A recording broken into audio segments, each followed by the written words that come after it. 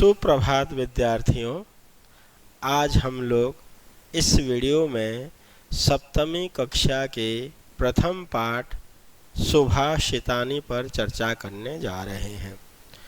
सुभाषितानी का अर्थ है अच्छे वचन। सुभाषितानी का अर्थ है अच्छे वचन। इसमें दो शब्द है, सु प्लस भाषित। सु का मतलब अच्छा, भाषित बोल या वचन, तो अच्छे वचन को कहते हैं सुभाषितानी। ये नपुंसकलिंग का बहुवचन है। फलम फले फलानि सुभाषितम सुभाषिते सुभाषितानि, तो अच्छे वचन। आइए इस प्रथम श्लोक को हम पहले पढ़ते हैं। पहले सस्वर वाचन करूँगा, फिर उसके बाद समझाऊंगा मैं। पृथिव्यां त्रीणि रत्नानि जलमन्नं सुभाषितं मूढ़ै पाषाणखण्डेषु रत्नसंज्ञा विधीयते। ये सबसे पहले इसके अन्वय को देखते हैं। अन्वय किसे कहते हैं? पदों को। अच्छा, श्लोक में जितने भी शब्द लिखे हुए रहते हैं उन सभी पदों को क्रम से लिखना, सीक्वेंस में लिखना ही अन्वय कहलाता है। तो यहाँ पे सीक्वेंस में लिखे हुए पृथिव्यां त्रीणि रत्नानि जलमन्नं सुभाषितं च सन्ति मूढ़ैः पाषाणखण्डेषु रत्नसंज्ञा विधीयते। ये अन्वय है। अब इसके मीनिंग को समझते हैं। पृथिव्यां, यहाँ पृथ्वी शब्द है, नदी की तरह रूप चला है, सप्तमी विभक्ति एक वचन। पृथ्वी में त्रीणि रत्नानि, तीन रत्न हैं, अनमोल रत्न जो ना तीन हैं। कौन कौन से? जलम अन्नम, यहाँ पे संधि विच्छेद है, जलम प्लस अन्नम। जलम मतलब जल, अन्न मतलब अनाज। तो जल, अन्नम अनाज, च सुभाषितम संति, और सुभाषित है मतलब अच्छे वचन है। संसार में तीन ही रत्न हैं, या पृथ्वी में तीन रत्न हैं, जल, अन्न और अच्छे वचन। मूढ़े ही पाषाण खंडेशु, मूर्खों के द्वारा, कुछ मूर्ख लोगों के द्वारा, पाषाण खंडेशु, पाषाण मतलब होता है पत्थर, खंड मतलब टुकड़े, पत्थर के टुकड़ों में रत्न संज्ञा विधीयते, रत्न नाम दे दिया है। कुछ मूर्ख लोगों के द्वारा पत्थर के टुकड़ों को रत्न मान लिया है। अर्थात जैसे ये सोने चांदी हीरे मोती, ये सब क्या है? ये सब पत्थर के टुकड़े ही हैं। जबकि अनमोल रत्न जो ना ये तीन हैं। जल, जल के बिना मनुष्य एक पल भी नहीं जीवित रह सकता। अन्नम, अनाज के बिना नहीं जीवित रह सकता। और अच्छे वचन के बिना भी जीवित नहीं रह सकता। किंतु इन सब को छोड़ करके मनुष्य हीरे सोने चांदी मोती को जो है ना अनमोल रत्न मान लिया है। जबकि उसके बिना भी जो ना मनुष्य जीवित रह सकता है, किंतु मूर्ख मनुष्य ने उसी को जो ना रत्न मान लिए हैं। तो यहाँ पे संधि विच्छेद है। जलम अन्नम, जलम प्लस अन्नम, पर्यायवाची शब्द है।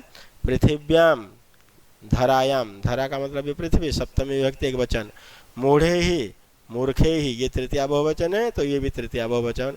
पाषाण खंडेशु, सप्तमी बहुवचन है, तो शिला खंडेशु, ये भी सप्तमी बहुवचन। शिला मतलब होता है पत्थर, संज्ञा मतलब नाम।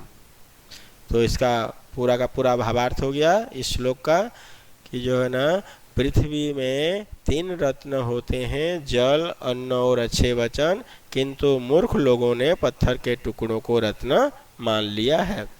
अब देखिए दूसरा श्लोक।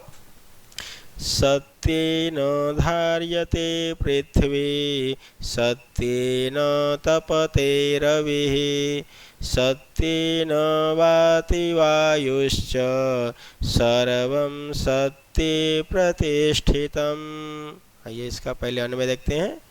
सत्येन पृथ्वी धार्यते सत्येन रविः तपते सत्येन वायुः वाति सर्वं च सत्ये प्रतिष्ठितम्। इसमें केवल एक ही संधि वाला पद है, वायुश्च। यहाँ पे एक संधि वायु प्लस च, इस विसर्ग को आधा स हो जाएगा, वायुश्च बन जाएगा तब। अब देखिए इसका मीनिंग समझते हैं हम लोग। सत्येन पृथ्वी धार्यते, सत्य के द्वारा पृथ्वी को धारण किया गया है। अर्थात सत्य मतलब यहाँ कौन? परमात्मा। ईश्वर सत्य है, सत्य स्वरूप है, उस ईश्वर के द्वारा ही पृथ्वी धारण किया गया है। सत्येन रवि ही तपते, उस सत्य के द्वारा ही सूर्य तपता है, उसी के इशारे से ही सूर्य तपता है। सत्येन वाति वायु, सत्येन उस सत्य से ही वायु हवा वाति बहती है। च सर्वम, और सब के सभी मतलब सारे के सारे वस्तु या सारे के सारे चीज सत्य प्रतिष्ठितम, सत्य पर ही आधारित है। फिर से एक बार सुन लीजिए, सत्य के द्वारा पृथ्वी को धारण किया गया है, सत्य के द्वारा ही सूर्य तपता है, सत्य के द्वारा ही वायु बहती है, और सब कुछ सत्य पर ही प्रतिष्ठित है या स्थापित है, उसी पर ही आधारित है। अब इसमें पर्यायवाची शब्द है, देखिए रवि ही, रवि का मतलब होता है सूर्य, वाति का मतलब होता है प्रवहती, बहती है। चलिए अगले श्लोक को देखते हैं हम लोग। दाने तपसि शौर्ये च विज्ञाने विनये नये विस्मयो नहीं कर्तव्यो बहुरत्ना वसुंधरा। इसके अन्वय को देखेंगे क्योंकि इसमें संधि विच्छेद शब्द एक भी नहीं है। दाने तपसि शौर्ये विज्ञाने विनये नये च विस्मयो ही न कर्तव्य बहुरत्ना वसुंधरा। दान शब्द है, इसमें सप्तमी विभक्ति एक वचन। तपस्वी में तपस शब्द है, सप्तमी विभक्ति एक वचन। शौर्य में भी यहाँ पे शौर्य में मूल शब्द शौर्य है, ये भी सप्तमी एक वचन। विज्ञान में विज्ञान शब्द है, सप्तमी विभक्ति एक वचन। विनय में विनय शब्द है, सप्तमी एक वचन। और नय शब्द है, ये भी सप्तमी एक वचन। सारे के सारे शब्दों में सप्तमी विभक्ति एक वचन का ही प्रयोग किया गया है। अब मीनिंग समझते हैं। दाने, दान देने में, क्योंकि सप्तमी का चिन्ह आप सबको पता है, मैं पर ऊपर, तो सप्तमी का चिन्ह लगाते जाएंगे बस, कारक चिन्ह। दाने, दान देने में। तपस्वी, तपस्या करने में। शौर्य, शूरता में अर्थात वीरता में। विज्ञान, विज्ञान में, साइंस में। विनय, विनम्रता में, शिष्टाचार में। और नए मतलब नीति में, पॉलिसी में। च मतलब और। तो दान देने में, तपस्या करने में, शूरवीरता में, विज्ञान में, विनम्रता में और पॉलिसी में या नीति में। विस्मयो ही न कर्तव्य, विस्मय ही नहीं करना चाहिए, आश्चर्य ही करना नहीं चाहिए, हमें आश्चर्य नहीं होनी चाहिए। क्योंकि वसुंधरा, ये जो वसुंधरा है, वसुंधरा का मतलब है पृथ्वी, इसका पर्यायवाची पृथ्वी। तो ये जो पृथ्वी है बहुरत्ना, अनेक रत्नों वाली है, यहाँ एक से एक रत्न है। तो ये सब चीज़ों में, दान देने में, तपस्या करने में, शूरवीरता में, विज्ञान में, विनम्रता में और नियम कानून में अर्थात पॉलिसी में किसी प्रकार का हमें कोई आश्चर्य या हैरानी नहीं होनी चाहिए, क्योंकि ये पृथ्वी बहुत रत्नों वाली है, इसमें अनेक रत्न जो ना भरे पड़े हैं। पर्यायवाची शब्द बन जाएंगे तपस्विका, तपस्यायाम, ये सप्तमी एक वचन है, ये भी सप्तमी एक वचन। शौर्य, ये भी सप्तमी एक वचन। वीरतायाम, वीरता शब्द है, सप्तमी में वीरतायाम। वसुंधरा प्रथमा विभक्ति एक वचन है और पृथ्वी प्रथमा विभक्ति एक वचन है। विलोम पद हो जाएगा दान है, दान देने में, ग्रहण है, लेने में।